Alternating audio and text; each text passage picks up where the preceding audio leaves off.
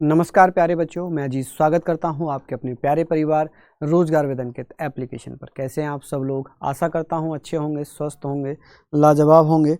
तो सभी लोग जल्दी जल्दी से लाइव आ जाइए, जुड़ जाइए मेरे साथ। हम लोग यहां पर बात करेंगे महत्वपूर्ण जो हमारे फैक्ट चल रहे थे। हम लोगों ने पहली क्लास पढ़ी थी जिसमें हम लोगों ने कल हमने डेमो की थी, जिसमें हम लोगों ने संविधान का निर्माण पढ़ा था। कुछ फैक्ट वहां पर बच गए थे। 5 मिनट वो फैक्ट आप लोगों को कराऊंगा, उसके बाद हम संविधान की प्रस्तावना पढ़ेंगे। ठीक है, तो सभी को बहुत बहुत धन्यवाद। और एक बार पुनः मैं थैंक यू बोलना चाहूँगा कि आप लोगों की दुआएं, आप लोगों की प्रार्थना काम कर गई हैं। माता जी अभी स्वस्थ हैं, माता जी अभी स्वस्थ हैं। और आज शाम को वो जर्नल वार्ड या जो रूम है, प्राइवेट रूम, उसमें शिफ्ट कर दी जाएंगी आईसीयू से। तो आप सब लोगों की प्रार्थना से ये सब पॉसिबल हुआ है। तो एक बार फिर से नतमस्तक धन्यवाद।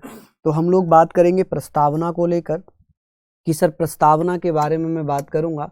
तो यहाँ पर मैं आप लोगों को बताना चाहता हूँ कि हम लोगों ने जो कल पढ़ा था, कल हम लोग पढ़ रहे थे संविधान का निर्माण। कल हम लोगों ने क्या पढ़ा था?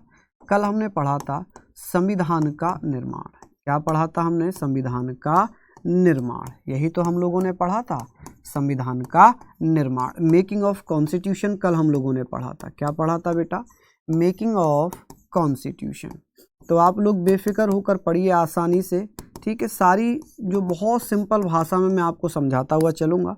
कोई भी आपको जल्दीबाजी की आवश्यकता नहीं होगी, बिल्कुल भी।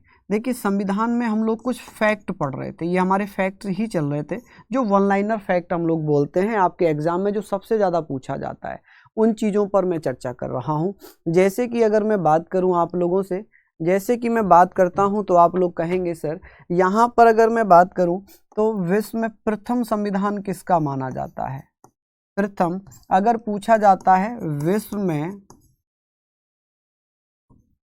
प्रथम संविधान, ये फैक्ट हैं जो वन लाइनर फॉर्म में आते हैं। प्रथम संविधान किसका माना जाता है? तो आप बताइएगा किसका माना जाता है। फर्स्ट कॉन्स्टिट्यूशन की बात हो रही है कि फर्स्ट कॉन्स्टिट्यूशन किसका माना जाता है। 5 मिनट लूंगा ये वन लाइनर फॉर्म में, उसके बाद फिर हम थ्योरी पर आ जाएंगे। ठीक है, तो ये मत समझना कि सर तो आते ही लिखवाने लग गए हैं। ठीक है, चलिए हम लोग बात करेंगे कॉन्स्टिट्यूशन की। तो आप कहेंगे सर किसका था? शायद बहुत सारे बच्चों को पता भी होगा, लेकिन फिर भी मैं आप लोगों को बता देता हूं कि विश्व में जो पहला संविधान था वो कौन सा था। तो आप बताना सर सबसे पहला जो संविधान है। आप लोग कहेंगे अमेरिका का, ना बिल्कुल भी नहीं। ब्रिटेन का, नहीं बिल्कुल भी नहीं। फिर किसका था? तो हम्मुराबी की संहिता। किसका था? हम्मुराबी की संहिता। ठीक है बेटा, तो आप कहेंगे हम्मुराबी की संहिता। किसकी? हम्मुराबी की संहिता की संहिता, संहिता ऑफ हम्मुराबी। इंग्लिश वाले बच्चे चाहें तो इसको लिख लेना, संहिता ऑफ हम्मुराबी, जो कि इराक का संविधान है। किसका है? इराक का संविधान है। लेकिन ये एक जगह पर संकलित ना होने के कारण इसको संविधान के रूप में नहीं माना गया। ठीक है, तो हमने कहा कहाँ का है? तो ये हम्मुराबी की संहिता जो इराक का है। अब पूछ लेंगे कि विश्व में प्रथम लिखित संविधान किसका होगा? विश्व में प्रथम लिखित संविधान किसका है? चलिए बताइए कि विश्व में प्रथम लिखित संविधान किसका होगा? कौन बच्चा बता देगा? ये फैक्ट हैं बेटा। कभी आप सोचो अरे सर तो समझा ही नहीं रहे हैं। ये फैक्ट बेटा वन लाइनर फॉर्म में होते हैं और इनको हम ऐसे ही लिखते हैं। तो आप कहेंगे रिटर्न कॉन्स्टिट्यूशन। रिटर्न कॉन्स्टिट्यूशन किस देश का है? रिटर्न कॉन्स्टिट्यूशन की अगर बात होगी तो आप कहिएगा कि सर रिटर्न कॉन्स्टिट्यूशन किसका है? तो आप कहेंगे सर यूएसए का। कब बना था? तो यूएसए का संविधान बना कब है? तो ये बना था 1787 में। और बेटा इसको लागू कब किया गया है? इसको लागू किया गया 1789 में। ठीक है जी, 2 साल बाद यूएसए के संविधान को लागू कर दिया। किसको बेटा? लागू कर दिया। ठीक है, यहां तक हम पढ़ेंगे। अब बात आती है कि सर एशिया का प्रथम लिखित संविधान, एशिया का प्रथम लिखित संविधान। ठीक है जी, एशिया का प्रथम लिखित संविधान। तो आप क्या कहेंगे सर? एशिया का प्रथम लिखित संविधान किसका होगा? अगर एशिया की बात हो रही है तो यहाँ पर हम बात कर लेते हैं कि सर एशिया में first written constitution in Asia. ठीक है, first written constitution in Asia. तो आप लोग क्या बोलेंगे, आप लोग क्या बोलेंगे मेरे बच्चों, तो आप कहेंगे मेरे साथियों यहाँ पर कि सर किसका होगा, जापान का। किसका, जापान का। जापान का संविधान कब बना था, तो 1700, कब बना है मेरे बच्चे, ये 1889। यानी कि हम बात करेंगे यहाँ पर 1789 है, ये 1889 है, 100 साल बाद बना है। अमेरिका के संविधान से 100 साल बाद बना है।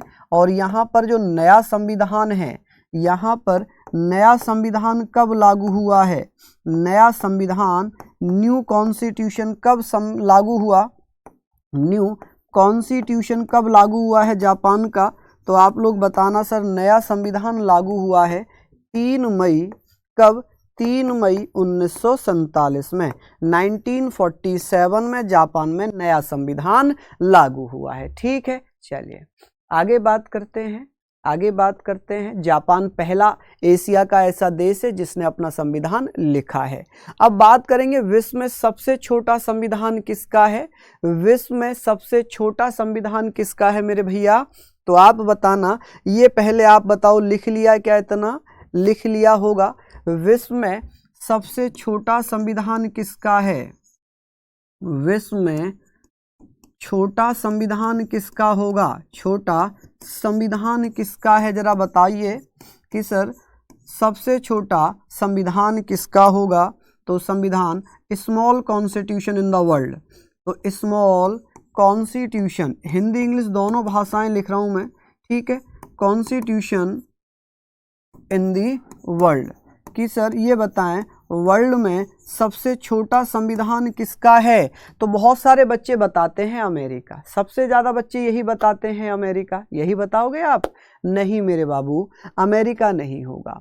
क्या होगा फिर, मोनाको होगा। क्या होगा, मोनाको। रीजन मैं बताता हूँ कि अमेरिका के संविधान में लगभग 4000 शब्द हैं, जबकि मोनाको के संविधान में 3814 शब्द हैं। तो विश्व में सबसे छोटा संविधान किसका है, मोनाको का। किसका है मेरे दोस्तों, मोनाको।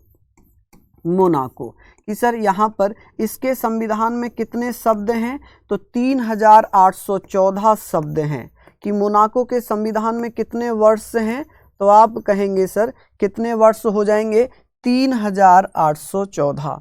जबकि यूएसए के संविधान में, यूएसए के संविधान में कितने शब्द होंगे, यूएसए के संविधान में कितने शब्द होंगे, ठीक है, तो आप बता देना सर 4000 शब्द हैं। कितने, 4000 वर्ड्स हैं। कितने वर्ड्स हैं बेटा, तो आप बताइए मेरे भैया मेरी बहना, 4000 शब्द हैं। ठीक है, कितने शब्द हैं बेटा, तो 4000 शब्द हो जाएंगे। ठीक है, चलिए अब बताइए विश्व में सबसे बड़ा संविधान किस देश का है, विश्व में सबसे बड़ा संविधान किसका है।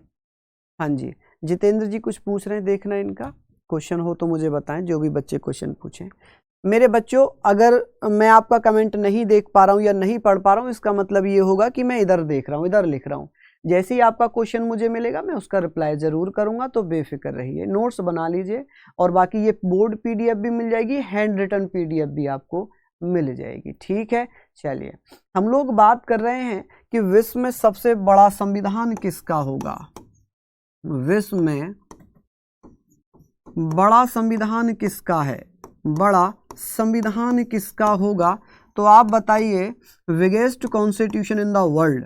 तो आप क्या कहेंगे सर, विश्व में सबसे बड़ा संविधान किसका है, बिगेस्ट कॉन्स्टिट्यूशन किसका है, तो आप कहेंगे भारत का। किसका है, भारत का। अच्छा, यहाँ पर अगर बात करें कि सर भारत में जो हिंदी शब्दों में लिखा गया है कि हिंदी शब्द कितने हैं, हिंदी शब्द कितने होंगे भारतीय संविधान में, तो 1,17,000 1,17,369 1,17,369 1,17,369 वर्ड्स हैं। ठीक है, इंडियन कॉन्स्टिट्यूशन में वर्ड्स हैं। अब बात करें कि सर जो इंग्लिश कॉन्स्टिट्यूशन है, जो इंग्लिश वर्जन है, जो इंग्लिश वर्जन है, इंग्लिश वर्जन में कितने शब्द हो जाएंगे, तो आप कहेंगे सर इंग्लिश वर्जन में लगभग 1,46,385 शब्द हैं। 385 वर्ड्स हैं। ठीक है, ये बहुत ज़्यादा पूछे गए प्रश्न हैं, ये बहुत ज़्यादा प्रश्न पूछे गए हैं। ठीक है, इसको biggest constitution of the world लिखना। ठीक है, अब बात करते हैं कि सर जो हमारा मूल संविधान था, ओरिजिनल संविधान था, वो कहाँ पर प्रकाशित हुआ था? कि सर जो ओरिजिनल कॉन्स्टिट्यूशन है, ओरिजिनल कॉन्स्टिट्यूशन कहाँ पर प्रकाशित हुआ था? ओरिजिनल कॉन्स्टिट्यूशन कहाँ पर प्रकाशित हुआ था, बताइए दीजिए जल्दी से। तो आप कहेंगे सर ओरिजिनल कॉन्स्टिट्यूशन, मूल संविधान कहाँ पर प्रकाशित हुआ था? चलिए बताइए। तो आप बताना कि सर मूल संविधान कहाँ पर प्रकाशित हुआ था। प्रकाशित का मतलब समझते, कहाँ छापा गया था, प्रकाशित या पब्लिश्ड? प्रकाशित जिसको हम कहते हैं कहाँ पे पब्लिश्ड हुआ था। ठीक है जी, कहाँ पर पब्लिश्ड हुआ था? तो आप कहेंगे सर कहाँ पर? देहरादून में। कि सर जो हमारा संविधान है इसको कहाँ छापा? माता जी अभी ठीक है बेटा, अभी ठीक है। चलिए बड़ा बड़ा करके लिखूं, चलिए थोड़ा सा बड़ा करके लिख देता हूं माय डियर। तो हम लोग पढ़ रहे थे कि सर ओरिजिनल कॉन्स्टिट्यूशन, मूल संविधान कहाँ पर छापा गया था? तो आप कहेंगे sir survey of India, survey of India press. कौन सा था? Survey of India press. कि सर ये प्रेस का नाम था सर्वे ऑफ इंडिया प्रेस। ठीक है जी, सर्वे ऑफ इंडिया प्रेस ये कहाँ पर है? देहरादून में। कहाँ पर है? देहरादून। तो भैया कहाँ पर प्रकाशित हुआ था ये? देहरादून, उत्तराखंड में। कहाँ पर? कि सर जो हमारा ओरिजिनल संविधान है ये कौन सी प्रेस में प्रकाशित किया गया था? तो आप क्या बताएंगे? आप क्या बताएंगे? हाँ जी, आप बताइएगा कि सर जो ओरिजिनल संविधान है हमारा वो कहाँ पर छापा गया था? तो वो देहरादून में छापा गया था। देहरादून कहाँ पड़ता है? उत्तराखंड की राजधानी है। ठीक है, कौन सी प्रेस में छपा था? तो आप क्या बताएंगे सर कौन सी प्रेस थी? तो सर्वे ऑफ इंडिया प्रेस थी, जिसमें बेटा ये पब्लिश्ड हुआ था। ठीक है, अब कितनी कॉपियां? मूल संविधान की 1000 कॉपियां छापी गई थी। कितनी कॉपी छापी थी? 1000 कॉपी छापी गई थी या पब्लिश्ड की गई थी? कितनी बेटा? तो आप कहेंगे सर संविधान की कुल कितनी कॉपी छापी गई थी? पहली बार 1000 कॉपी छापी गई थी। कितनी कॉपी छापी गई थी? 1000 कॉपी छापी गई थी। ठीक है भैया, अब बात आती है कि सर 1000 कॉपियां छाप दी, अब ये रखा कहाँ गया है? देखिए अगर बात करें 2022 तक जो हमारा ओरिजिनल संविधान था ये हीलियम गैस के बॉक्स में रखा था। कहाँ पर? हीलियम गैस के बॉक्स में रखा था, सेंट्रल लाइब्रेरी ग्वालियर में। लेकिन 2022 में इसे शिफ्ट कर दिया संसद भवन दिल्ली। संसद भवन में इसे वर्तमान में रखा हुआ है और अब गैस भी चेंज कर दी है। गैस अब हीलियम की जगह नाइट्रोजन भर दी है। कौन सी गैस भर दी है? नाइट्रोजन गैस भर दी। इसको लिख लिया आप लोगों ने बच्चों? चलिए कि सर ये बताइए मूल संविधान कहाँ रखा है? मूल संविधान कहाँ रखा हुआ है? तो मूल संविधान कहाँ रखा है? तो ये भी पढ़ लेना कि सर ओरिजिनल कॉन्स्टिट्यूशन कहाँ रखा हुआ है। ओरिजिनल कॉन्स्टिट्यूशन कहाँ पर होगा? कि सर ओरिजिनल कॉन्स्टिट्यूशन की भैया कहाँ रखा था? तो आप कहना सर सेंट्रल लाइब्रेरी ग्वालियर। कहाँ पर? Central library. ठीक है जी, लाइब्रेरी। तो आप कहेंगे सर सेंट्रल लाइब्रेरी ग्वालियर में रखा हुआ था। कहाँ रखा था? ग्वालियर में। ये कब तक रखा था? 2022 तक। 2022 तक टिल 2022 तक बेटा सेंट्रल लाइब्रेरी ग्वालियर में रखा था। लेकिन अगर मैं बात करूं वर्तमान में कहाँ रखा है? वर्तमान में कहाँ रखा है? करंट में कहाँ रखा हुआ है? तो आप कहेंगे सर करंट में रखा है संसद भवन में। संसद भवन को अंग्रेजी में भी संसद भवन ही लिखते हैं। कि सर कहाँ रखा है? संसद भवन में। ठीक है जी, कहाँ पर रखा हुआ है जी? संसद भवन। जब किसी बिल्डिंग का नाम जो होता है उसी के नाम से जानते हैं, इसको पार्लियामेंट हाउस मत करना, इसको संसद भवन ही लिखना। ठीक है जी, संसद भवन कहाँ रखा है जी? संसद भवन में रखा हुआ है। और ये यहाँ पर किस में था? हीलियम के गैस में था। किस में था? हीलियम के गैस, हीलियम गैस के बॉक्स में। हीलियम गैस के बॉक्स में रखा हुआ था, जबकि वर्तमान में किस में रखा है, तो आप कहेंगे अब हीलियम गैस चेंज करके नाइट्रोजन गैस डाल दी है। क्या डाल दिया है? नाइट्रोजन। तो आप बता देना सर, अब नाइट्रोजन गैस में रखा हुआ है। किस में रखा है? नाइट्रोजन गैस में। ठीक है, सिंपल है भैया। हाँ बेटा, ये डीप नहीं है, ये जो है ना, ये बेसिक क्वेश्चन है, ये बेसिक क्वेश्चन है। और आपका जीडी एमटीएस ये प्रश्न पूछता है, ये प्रश्न पूछता है। ठीक है, दिल्ली में है संसद भवन। चलिए, अभी हमने पढ़ लिया, अब हम बात करेंगे सर हमारी प्रस्तावना। अब हम आते हैं प्रस्तावना पर, प्रस्तावना प्रेमबल पर। किस पर आते हैं जी? प्रेमबल। अब हम लोग थोड़ा सा अच्छे से यहाँ पर पढ़ेंगे कि सर संविधान की जो प्रस्तावना है, ये प्रस्तावना क्या बन गई, कौन सी चीज प्रस्तावना बनी थी। हमने कल पढ़ा था ना कि पंडित जवाहरलाल नेहरू ने उद्देश्य से प्रस्ताव पेश किया था, ऑब्जेक्टिव रेजोल्यूशन पेश किया था। दिल्ली में है संसद भवन। कहाँ पर है? दिल्ली में है संसद भवन। ठीक है जी, कहाँ पर है? दिल्ली में संसद भवन है। ठीक है भैया, हाँ जी। नाइट्रोजन की गैस में इसलिए रखा है ताकि ओरिजिनल जो पेपर है ना, वो खराब ना हो, वो सील ना जाए, वो गल ना जाए, इसलिए गैस बदलनी पड़ी है। ठीक है, क्योंकि हीलियम के गैस में बहुत समय से रखा था, अब वहां पर नाइट्रोजन गैस उसमें डाल दी है। ठीक है, चलिए, याद तो करना पड़ेगा। हाँ जी, अब बात करते हैं सर प्रस्तावना की। तो उद्देश्य से प्रस्ताव जो था, जिसे ऑब्जेक्टिव रेजोल्यूशन बोलते हैं, कि उद्देश्य से प्रस्ताव किसने पेश किया था, तो पंडित जवाहरलाल नेहरू ने। कब पेश किया था, तो आप कहना 13 दिसंबर 1946 में। स्वीकार कब हुआ था? 22 जनवरी 1947। ये तो हमने पढ़ा था कल, ये तो हमने पढ़ लिया था ना, बताएं, ये तो कल हमने पढ़ लिया था, किसी को कोई समस्या तो नहीं थी। चलिए, तो अगर मैं बात करूं कि जो एक चीज यहां पर याद रखना कि सर जो उद्देश्य प्रस्ताव है, उद्देश्य प्रस्ताव ही क्या बना था? उद्देश्य प्रस्ताव, जिसे हम क्या बोलते हैं? रेजोल्यूशन बोलते हैं। क्या बोलते हैं? इसको हम बोलते हैं ऑब्जेक्टिव रेजोल्यूशन। Objective resolution. अब हम समझने का प्रयास करेंगे ऑब्जेक्टिव रेजोल्यूशन कि सर इसको किसने पेश किया, जो आगे चलकर भारतीय संविधान की प्रस्तावना बना। तो इसे पेश किया था, कल पढ़ाया था ना, 13 दिसंबर 1946 में। इसको बेटा किसने पेश किया था? तो पंडित जवाहरलाल नेहरू ने। किसने? पंडित जवाहरलाल नेहरू। नाम है, इंग्लिश में भी नाम ऐसे ही रहेगा, जवाहरलाल नेहरू। इनको हम जवाहरलाल रेड नेहरू नहीं कह सकते, क्योंकि इनका नाम है, नाम हिंदी इंग्लिश में एक ही रहता है। कि पंडित जवाहरलाल नेहरू ने बेटा क्या किया था? उद्देश्य प्रस्ताव पेश किया, प्रेजेंट कर दिया, और यही उद्देश्य प्रस्ताव आगे चलकर क्या बन गया? भारत की संविधान की प्रेमबल यानी कि प्रस्तावना। और प्रस्तावना को ही हम उद्देशिका भी कहते हैं। क्या कहते हैं इसको? हम हिंदी में उद्देशिका या प्रस्तावना, इंग्लिश में प्रेमबल कहते हैं। क्या कहते हैं? प्रेमबल। अब हुआ ये कि कांग्रेस, ये माना जा रहा था उस समय कि कांग्रेस संविधान सभा है और संविधान सभा भारत है, तो बहुत सारी पार्टियों ने विरोध किया।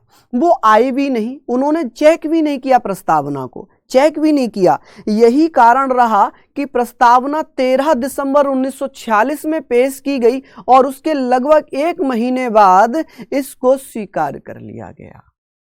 ठीक है, क्या कर लिया गया? स्वीकार कर लिया गया। कब स्वीकार किया गया था? तो आप कहेंगे सर 22 जनवरी 1947 में इसको स्वीकार कर लिया। कि सर ऑब्जेक्टिव इसको स्वीकार कब किया है? तो आप कहेंगे सर इसे स्वीकार या एक्सेप्ट कब किया गया था? इसको एक्सेप्ट कब किया गया? तो आप बताना कि सर 22 जनवरी 1947 में इसे एक्सेप्ट कर लिया। उद्देश्य प्रस्ताव को संविधान में कब शामिल किया? संविधान में कब शामिल किया था? संविधान में जोड़ा। कब जोड़ा बेटा संविधान में, या शामिल कब कर लिया था? तो एड ऑन कब किया इसे कॉन्स्टिट्यूशन में? तो एड ऑन किया है बेटा। कब एड ऑन किया? तो आप कहेंगे सर 26 नवंबर 1949 में प्रस्तावना को या उद्देश्य प्रस्ताव को प्रस्तावना के रूप में, उद्देश्य प्रस्ताव को संविधान में कब जोड़ा गया? 26 नवंबर 1949 में। कब? 26 नवंबर 1949 में। ठीक है, लिख लेंगे यहां तक आप लोग ये सारी चीजें। हाँ जी, अब बात आती है कि सर प्रस्तावना कहाँ से स्टार्ट होती है, प्रस्तावना के शब्द क्या हैं? मैं आपको बताता हूं कि भैया प्रस्तावना स्टार्ट होती है हम भारत के लोग, we the people of India, Bharat को एक संपूर्ण प्रभुत्व संपन्न समाजवादी पंथ निरपेक्ष गणराज्य, लोकतंत्र गणराज्य बनाने की तथा समस्त नागरिकों को आर्थिक, सामाजिक, राजनीतिक न्याय, विचार, अभिव्यक्ति, विश्वास, धर्म और उपासना की समानता प्राप्त कराने के लिए तथा उन सब व्यक्तियों की गरिमा और राष्ट्र की एकता और अखंडता को सुनिश्चित करने वाली बंधुता को बढ़ाने के लिए दृढ़ संकल्प होकर इस संविधान को आज यानी कि 26 नवंबर 1949 को स्वीकार करते हैं। ये पूरा पैराग्राफ लिखा हुआ है, ये पूरा पैराग्राफ लिखा हुआ है। पीडीएफ ये मिल जाएगी एप्लीकेशन पर, एप्लीकेशन पर ही ये पीडीएफ मिल जाएगी। ठीक है, समझ रहे हैं आप लोग मेरी बात? चलिए, ये सारी चीजें आप लोग लिखना। अभी हम बात करेंगे कि सर यहाँ पर अगर मैं बात कर लूँ, यहाँ पर अगर मैं बात करूँ तो जैसे कि ये प्रस्तावना आपको दिख रही होगी we the people of India, तो हम कहेंगे सर ये प्रस्तावना की जो भाषा है, भाषा कहाँ से ली है? भाषा, तो आप कहेंगे सर प्रस्तावना की लैंग्वेज हमने कहाँ से ली है? लैंग्वेज हम लोगों ने कहाँ से ली है? तो आप कहेंगे सर लैंग्वेज हम लोगों ने ली है ऑस्ट्रेलिया से। कहाँ से ली है? प्रस्तावना की भाषा ऑस्ट्रेलिया से ली है। ठीक है जी, प्रस्तावना की भाषा ऑस्ट्रेलिया से। प्रस्तावना का विचार कहाँ से लिया है? आइडिया कहाँ से लिया है? तो आप क्या कहिएगा कि सर हमने प्रस्तावना का आइडिया कहाँ से लिया है? तो आप कहेंगे सर यूएसए से। कहाँ से? यूएसए से। प्रस्तावना के शब्द हम भारत के लोग, हम भारत के लोग, यही तो स्टार्ट है, हम भारत के लोग। ठीक है जी, हम भारत के लोग, यही तो प्रस्तावना की स्टार्टिंग हो रही है, हम भारत के लोग। इंग्लिश वाले बच्चे लिखना we the people of India, we the people of India, we the people of India। ठीक है, we the people of India. कि सर ये जो शब्द हैं ये किस देश से प्रेरित हुए हैं, किस ऑर्गेनाइजेशन से प्रेरित हुए हैं, कहाँ से इंस्पायर्ड हुए हैं? तो आप कहेंगे सर हमने जो ये शब्द लिए हैं, ये शब्द हमने लिए कहाँ से? ये लिए हमने यूएनओ के चार्टर से, we the people of United Nation, we the people of United Nation Organisation. ठीक है, यूनाइटेड नेशन ऑर्गेनाइजेशन से, यूएन चार्टर से हमने क्या ले लिया है? ये हमने लिया है। ठीक है, चलिए, तो ये सारी चीज हम लोग बात करेंगे कि सर ये जो शब्द हैं, ये जो शब्द है ना, ये शब्द हमने कहाँ से कॉपी किए हैं? कॉपी ही बोल सकते हैं। या कहाँ से इंस्पायर्ड हुए हैं? ये शब्द हमने कहाँ से, इंस्पायर्ड लिखते हैं, कॉपी नहीं, हम यहाँ पर इंस्पायर्ड लिखते हैं कि हम कहाँ से इंस्पायर्ड हुए थे, प्रेरित हुए थे इन शब्दों को जोड़ने के लिए।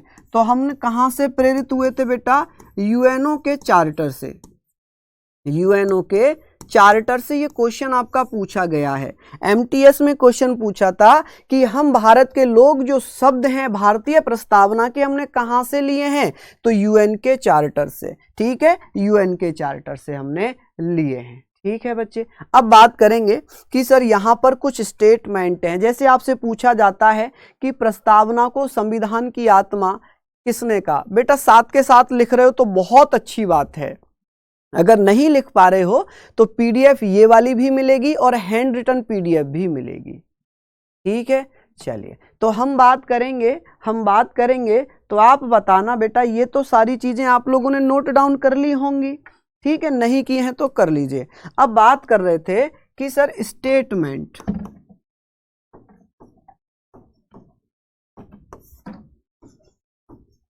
Related to the preamble. ठीक है जी, प्रेम्बल,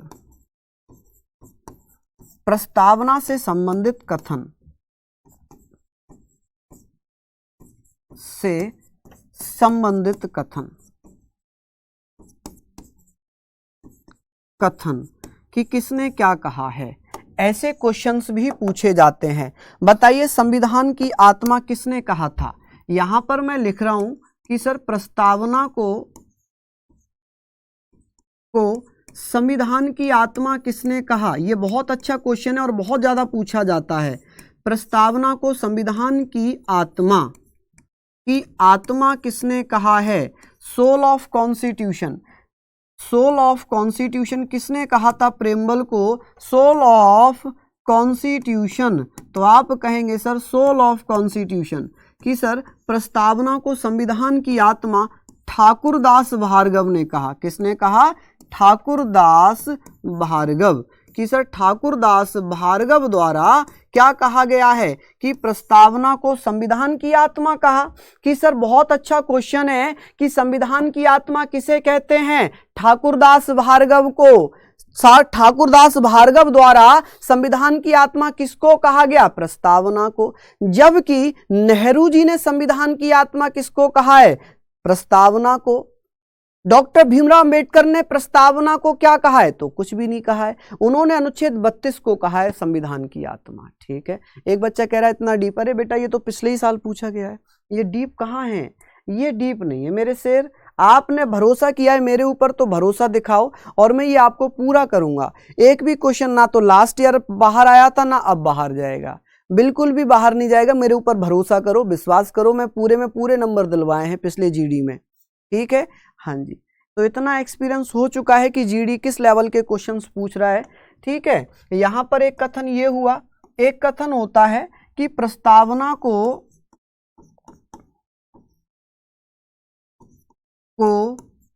राजनैतिक जन्मपत्री किसने कहा था, राजनैतिक जन्मपत्री, जन्म कुंडली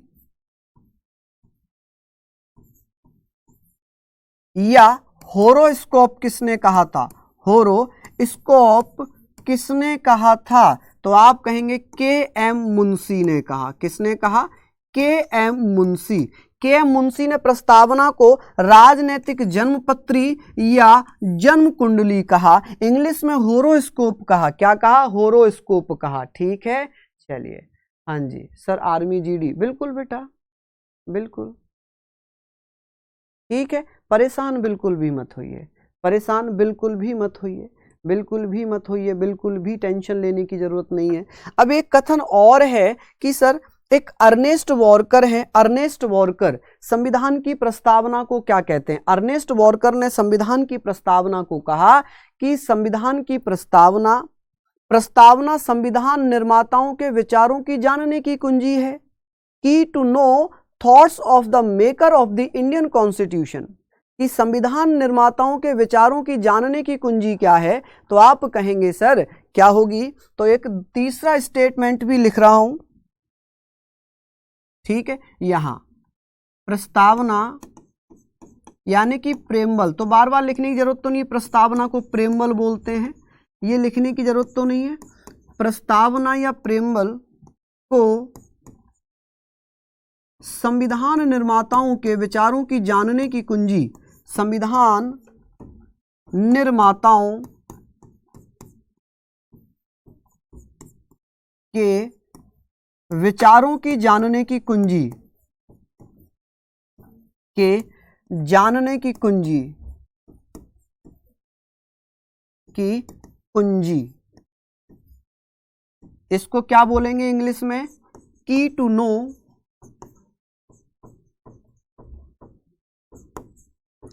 thoughts of the maker of the constitution, constitution.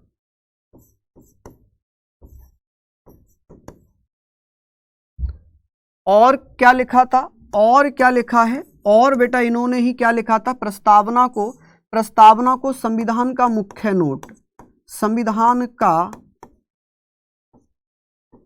मुख्य नोट नोट, जिसे हम क्या बोल सकते हैं, तो जिसे हम बोलेंगे main note of constitution. Constitution, ठीक है जी। ये दोनों ही कथन किसके हैं, ये दोनों ही कथन किसके हो जाएंगे, तो आप कहेंगे सर ये दोनों कथन किसके होंगे, बताइए जल्दी से, कौन बच्चा बताएगा कि सर ये दोनों कथन है अर्नेस्ट वॉरकर के। किसके, अर्नेस्ट वॉरकर। किसने कहा था ये ऐसा, अर्नेस्ट वॉरकर ने। अर्नेस्ट वॉरकर ने प्रस्तावना को संविधान निर्माताओं के विचारों की जानने की कुंजी या संविधान का मुख्य नोट कहा है, key to know thought of the maker of the constitution या मेन नोट ऑफ कॉन्स्टिट्यूशन। किसने कहा था ये, तो आप मेरे बच्चे बताना, यहां पर आप कहेंगे अर्नेस्ट वॉरकर ने कहा है, अर्नेस्ट वॉरकर ने। के एम मुंशी ने क्या कहा है, ठाकुरदास भार्गव ने क्या कहा है। एक बार फिर से मेरे साथ रिवाइज करिए कि संविधान की आत्मा किसे कहा गया, प्रस्तावना को। किसने कहा था, ठाकुरदास भार्गव ने। किसने कहा था, ठाकुरदास भार्गव ने, ठीक है। किसने कहा संविधान की आत्मा प्रस्तावना है, ठाकुरदास भार्गव ने। किसने, ठाकुरदास भार्गव ने। उसके बाद पंडित नेहरू ने, ठीक है। तो आपने कहा कि सर संविधान की आत्मा प्रस्तावना है, ठाकुरदास भार्गव ने कहा। संविधान निर्माताओं के विचारों की जानने की कुंजी प्रस्तावना है, ये अर्नेस्ट वॉरकर ने कहा। अर्नेस्ट वॉरकर ने संविधान का मुख्य नोट भी प्रस्तावना को कहा। जानने, ओहो जनाने लिख दिया मैंने यहां पर, जानने, ठीक है जी। चलिए जानने की कुंजी है,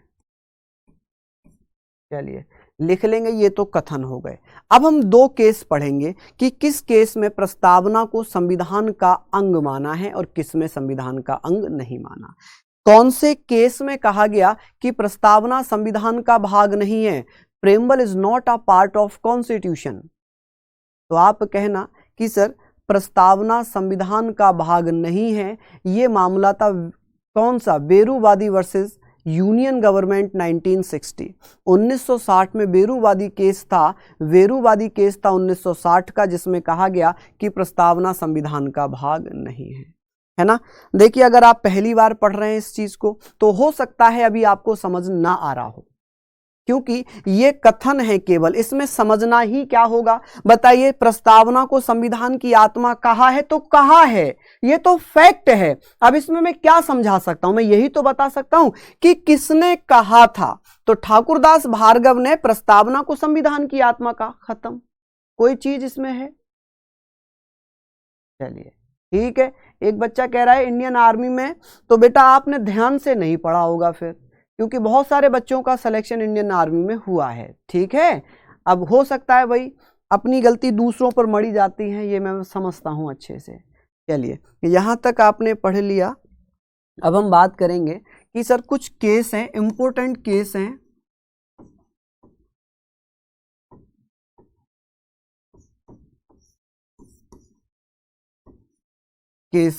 जैसे कि वेरूवादी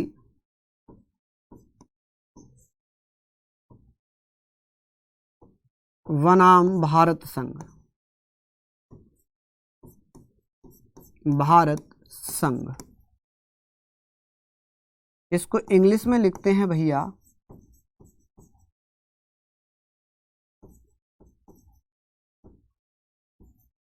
वर्सेस यूनियन गवर्नमेंट,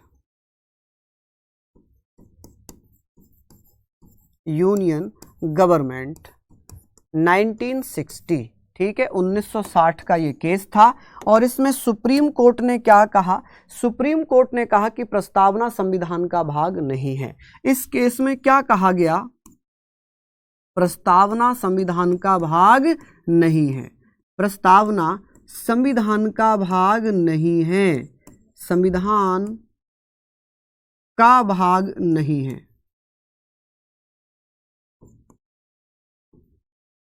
नहीं है, ठीक है जी। तो यहां पर आप कह सकते हैं प्रेम्बल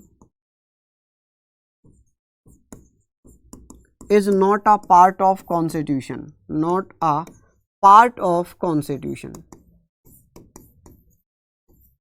कॉन्स्टिट्यूशन। ठीक है, शॉर्ट में कॉन्स्टिट्यूशन लिख दिया है। दूसरा फैक्ट इसमें यह था, क्या प्रस्तावना में संशोधन कर सकते हैं, क्या अमेंडमेंट कर सकते हैं इन प्रेम्बल? तो क्या कहा गया कि सर प्रस्तावना में संशोधन नहीं कर सकते, में संशोधन नहीं कर सकते। ठीक है जी, क्या नहीं कर सकते? संशोधन नहीं कर सकते।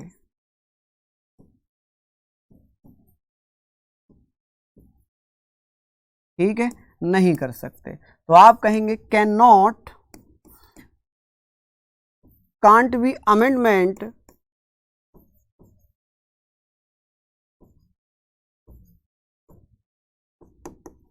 इन द प्रेम्बल, कि सर जी प्रेम्बल में क्या संशोधन कर सकते हैं? तो भैया प्रेम्बल में संशोधन नहीं कर सकते। ये मामला था केशवानंद वर्सेस ये बेरूवादी बनाम भारत संघ। अच्छा, एक बोमन केस भी था जो कि 1994 का था। बोमन केस था 1994 का, उससे पहले ही यहाँ पर आया था। ठीक है, उससे पहले ही यहाँ पर ये केस आ चुका था। ठीक है, चलिए पॉलिटिकल से 3 से 4 क्वेश्चन बनते हैं, कभी कभी 5 क्वेश्चंस भी बन जाते हैं। अब बात आती है Kesavananda Bharati versus Kerala state. Second case है केशवानंद भारती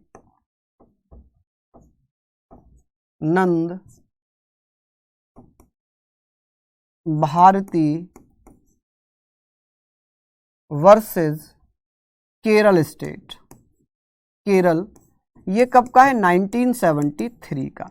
इस केस में क्या कहा गया? इसमें सुप्रीम कोर्ट ने कहा कि प्रस्तावना संविधान का भाग है, प्रस्तावना संविधान का भाग है और प्रस्तावना में संशोधन किया जा सकता है। कि कौन से केस में प्रस्तावना को संविधान का भाग माना था?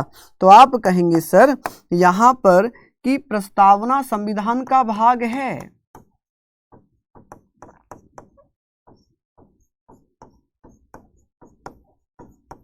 प्रस्तावना संविधान का भाग है,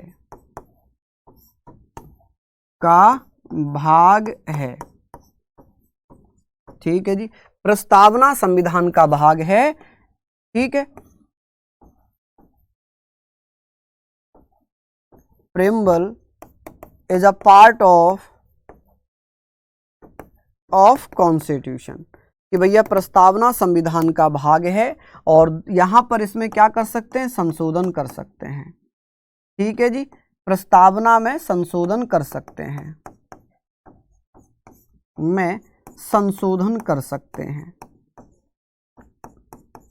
कौन से मामले में कहा गया कि प्रस्तावना में संशोधन कर सकते हैं?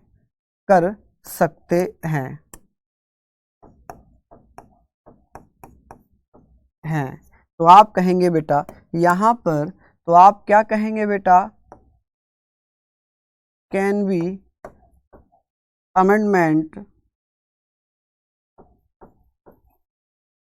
शुड बी अमेंडमेंट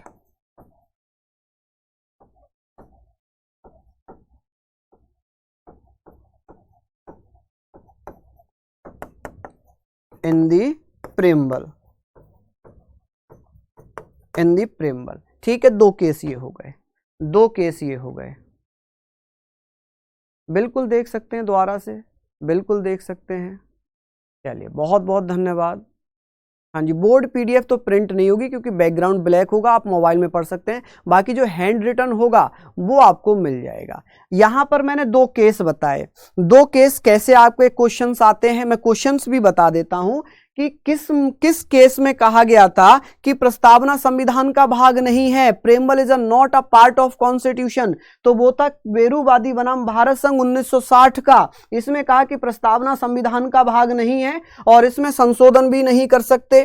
ठीक है, यहां पर कहा केशवानंद भारती वर्सेस केरल स्टेट 1973 की प्रस्तावना संविधान का भाग है, preamble is a part of constitution और should be amendment in the preamble, कि भैया इसमें संशोधन कर सकते हैं। जल्दी से लिख लीजिए, है ना। हालांकि ये बहुत बड़ा मामला था, लेकिन जो प्रेम्बल से संबंधित था वो मैंने अभी बताया है, आपको बताया है। ठीक है, चलिए आगे बात करते हैं, आगे बात कर लेते हैं यहाँ तक आप लोगों ने लिखा हो तो मैं आगे बात कर लेता हूँ। अब यहाँ पर आता है कि प्रस्तावना में कितनी बार संशोधन किया जा चुका है। बहुत बार क्वेश्चन पूछा जाता है, प्रस्तावना में संशोधन कब किया गया है। तो आप कहेंगे सर प्रस्तावना में संशोधन अमेंडमेंट कब किया गया। अमेंडमेंट एक बार ही हुआ है। कितनी बार हुआ है? एक बार हुआ है केवल। क्वेश्चन पूछा जाता है यहाँ से, तो आप क्या कहेंगे कि सर एक बार संशोधन हुआ है। कब हुआ था जरा कमेंट करके बताना कि प्रस्तावना में केवल एक बार संशोधन हुआ, कब हुआ था? चलिए बताइए जल्दी से, कौन बताएगा? हाँ जी, कि प्रस्तावना में एक बार संशोधन हुआ है। कौन बच्चा बताएगा कब हुआ था? देखते हैं भाई आप लोग पढ़ रहे हैं या नहीं पढ़ रहे हैं। 42 बार है, बहुत बढ़िया, शानदार, गजब। तो आप कहेंगे कि सर प्रस्तावना में 42वां संविधान संशोधन किया गया। 42वां संविधान संशोधन किया गया है। ठीक है भैया, तो यहाँ पर आप लोग बात करेंगे, यहाँ पर हम लोग बात करेंगे संविधान संशोधन की बात हो रही है। किसकी? संविधान संशोधन की बात हो रही है। तो आप कहेंगे संशोधन अधिनियम कब लाया गया था? तो आप कहेंगे संविधान संशोधन अधिनियम, जिसको हम बोलते हैं बेटा कॉन्स्टिट्यूशन अमेंडमेंट। ठीक है, पूरा लिखो इसको,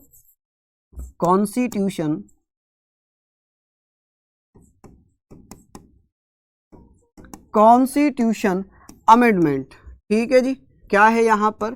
कॉन्स्टिट्यूशन अमेंडमेंट। ठीक है मेरे दोस्त, अमेंडमेंट एक्ट, इसे क्या बोल सकते हैं हम लोग? तो ये कब हुआ था? 1976 में होता है। और इसमें क्या किया गया था? प्रस्तावना में 3 नए शब्द जोड़े गए थे। 3 नए शब्द जोड़े गए थे, 3 नए वर्ड्स जोड़े गए थे। बहुत बार पूछे गए हैं ये कि सर कौन कौन से 3 नए शब्द जोड़े गए थे। तो 3 नए शब्द कौन कौन से थे?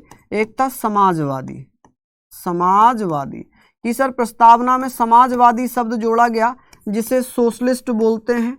कि सर सोशलिस्ट शब्द प्रस्तावना में कब जोड़ा गया था? क्या पहले था? तो पहले तो नहीं था, इसको बाद में जोड़ा गया है। ठीक है, एक जोड़ा गया था पंथ निरपेक्ष। ठीक है जी, पंथ निरपेक्ष, जिसे हम सेक्युलर बोलते हैं। क्या बोलते हैं बेटा? सेक्युलर। ठीक है जी, सेक्युलर।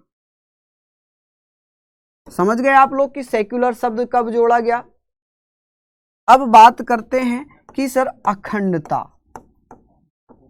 अखंडता की बात करें तो इंटेग्रिटी कि सर ये कौन से पैराग्राफ में? तो ये प्रथम यानी कि फर्स्ट पैरा में इनको जोड़ा था। प्रथम पैरा में इसको जोड़ा है दोनों को, और इसको 6 पैरा में जोड़ा है। किस में जोड़ा है? 6 पैरा में जोड़ दिया कि सर प्रस्तावना में केवल एक बार संशोधन किया गया है। जैसे कि पहला संशोधन कब हुआ था? मात्र एक बार ही हुआ है, जिसे हम क्या कहते हैं? 42वां संविधान संशोधन कहते हैं। क्या कहते हैं मेरे दोस्तों? 42वां संविधान संशोधन अधिनियम। ये कब हुआ था? 1976 में। कब हुआ था? 1976 में हुआ था, जिसमें समाजवादी सेक्युलर शब्द जोड़ा, पंथ निरपेक्ष जोड़ा और अखंडता जोड़ दिया। क्लियर है यहां तक? चलिए, मैं गारंटी दे रहा हूं, लिख कर ले लो मुझसे, लिख कर ले लो। अगर प्रस्तावना से क्वेश्चन पूछे जाएंगे तो यहीं से आएगा, अन्यथा यहां से नहीं आएगा। ठीक है बेटा, बिल्कुल बिल्कुल यूजर मेरे शेर, इससे जीडी क्या आप MTS, CHSL, CGL, UPSI, UP constable, Bihar constable, जो भी स्टेट एग्जाम होते हैं सभी कवर हो जाएंगे, सभी कवर हो जाएंगे। ठीक है, ये सभी कवर हो जाएंगे। ठीक है, अब 42वें संविधान संशोधन को हम मिनी कॉन्स्टिट्यूशन भी बोलते हैं। इसको क्या बोलते हैं हम? मिनी कॉन्स्टिट्यूशन भी कहते हैं। मिनी कॉन्स्टिट्यूशन, मिनी कॉन्स्टिट्यूशन भी इसको कहा जाता है कि सर मिनी कॉन्स्टिट्यूशन या लघु संविधान लघु संविधान क्यों कहते हैं? क्योंकि इसके द्वारा संविधान में बहुत कुछ बदला गया था, इसके द्वारा संविधान में बहुत कुछ बदला गया, इसलिए 42वें संविधान संशोधन को मिनी कॉन्स्टिट्यूशन या क्या बोलेंगे? तो आप कहेंगे सर इसको हम लघु संविधान संशोधन भी कहते हैं।